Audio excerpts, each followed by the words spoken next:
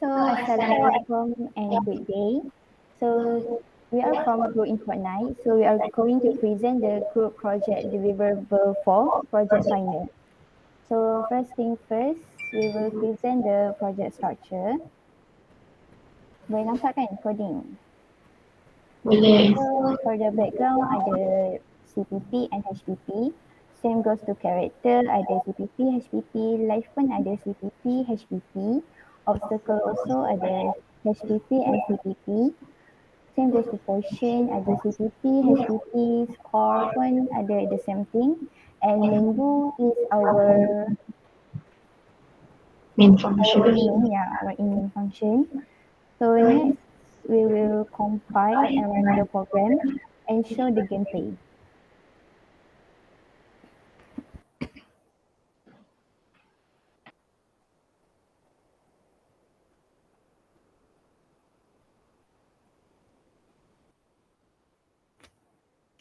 Okay. So this is the yang kita akan tengok bila kita run kita punya game. So in order untuk start, kita press enter.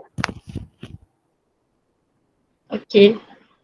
So the game will jump. And then when the character hit the portion, so the marks will add 100 points.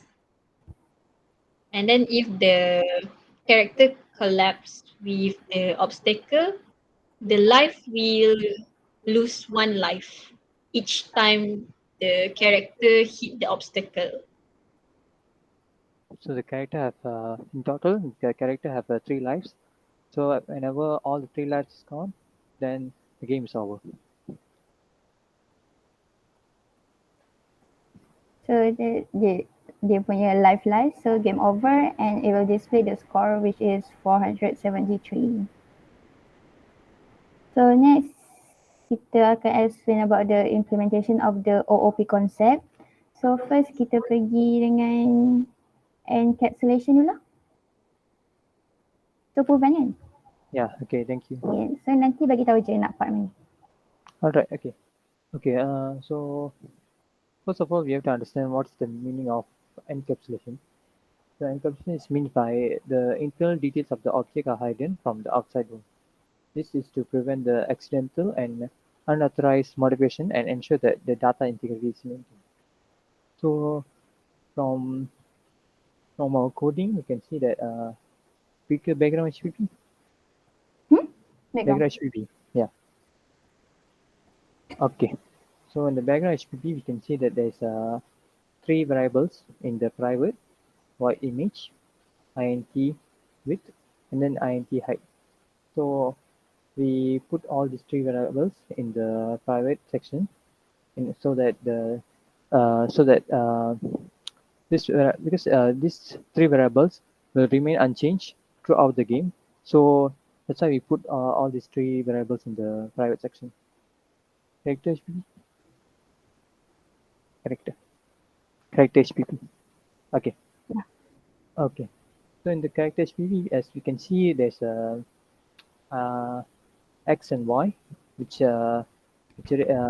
resembles the coordinates, size of the character, velocity for the how fast the character moves, and then bool is jumping is in order to detect whether the user is pressing the spacebar or not.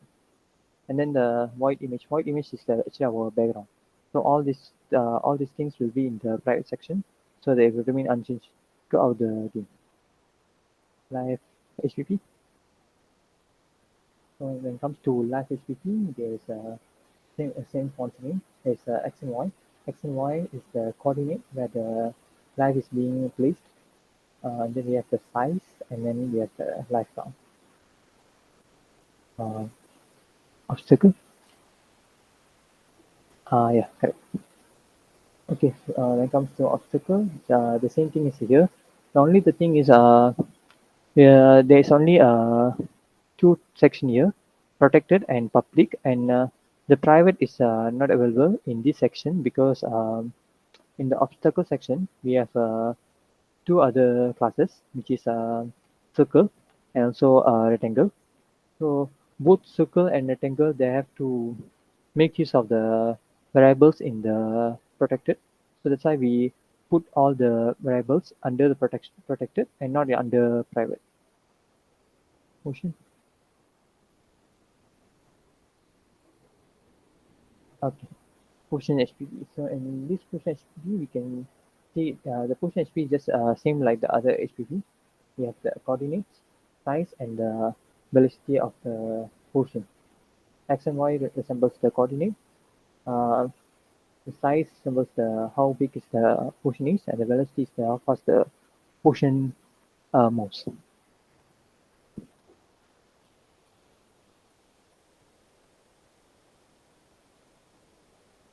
Okay, next we have score. This score part, there's only one variable which is placed under private section, which is the value, because we want to make sure the value is initially 0, and so that the value is remain unchanged uh, throughout the game before the game starts actually. So tu je ke? Yeah. So kita move on to the association. Tasha? Okay, hello, my name is Akila Natasha. Today I will present about association. Association is actually like a relationship between class. So my first association, I mean first association in this code is between character and obstacle. So you can open obstacle.cpp, obstacle.cpp. Okay. Okay. Scroll until is colliding. Yeah. Oh, it's Okay. colliding. Nice. Okay. Eh, what is it? Okay, dah. Sorry, Okay. sorry. That- we can see the parameter is instance of class character, so that show the association between uh, obstacle class with character class, which is when character collide with the obstacle. So next association is between character and portion class.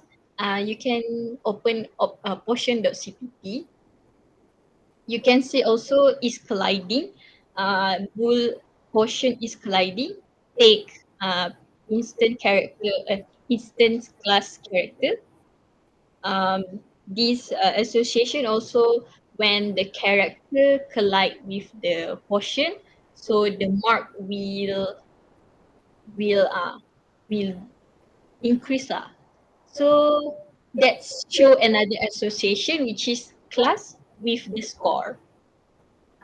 We can see that in main function,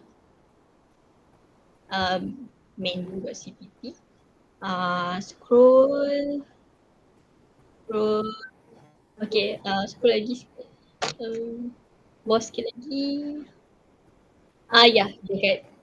If portion is colliding rule, okay, that one. Um, if portion is colliding, then you can see score dot increment by. So association with the score and character when character collide with portion, and then score will add marks. Will add extra marks. So just that. Thank you. So next move on to Kila, composition and inheritance. Kan? Okay, so my name is Nor Fazrina Shakila, and I'm going to explain about the concept inheritance and composition used in this project. So, firstly, the open obstacle. As we know, inheritance is actually a mechanism that allows a class to inherit properties or behaviors from another class. And this in this case we have two class, which is base or parent class, and also the derived class. In our code, our parent class is the atas this one, the class obstacle, and the derived class from this parent class is circle obstacle and rectangle obstacle. As we can see from the parent class, we have the attribute in integer x, y, and in size. And this attribute will be used again inside the derived class, inside the circle and rectangle. Here in x, in y, and in size, because they use the same properties and behavior. So this is called the inheritance. Next, for the composition. Composition is actually a design technique where a class will contain objects of another class as a member variable, or also known as a local variable. So the composed objects can be used to provide the desired functionality to get our output yang kita nak. So dekat sini boleh tengok dekat in main, dekat code dalam in main go. Dekat line 44 line 47 character boo 200. Actually from this line nampak macam biasa je, but in this line we create an object of boo from the class character but inside the main function. So secara tak langsung kita dah create this class, this object as a local variable. From this example, this created local variable will present has a relationship. The composition that this concept applies will allow the main class to be composed of these objects and use their functionalities. I think that's all. Boleh move on to the next concept. So for the next concept is polymorphism. So I am Adam Hisara. So for the polymorphism is the ability of the object to perform the same action differently. So macam yang Kila cakap tadi, the circle, the class circle obstacle and class rectangle obstacle use the same parameter for the methods, but it will act different behavior. So contohnya dekat this, so obstacle will be dia punya parent class. Contoh for this one, we have the virtual void draw. So bila kita letak virtual means kita apply the concept of the polymorphism. So this will allow the method to be dynamically bound. So kat sini, sebab kat sini je, so untuk void draw kat sini, so the class circle obstacle and the class rectangle obstacle will override the method draw. Sebab diorang guna the same method but with different formula. Yeah. Different formula for the circle and different formula for the rectangle. So kat sini kita boleh tengok dekat mana?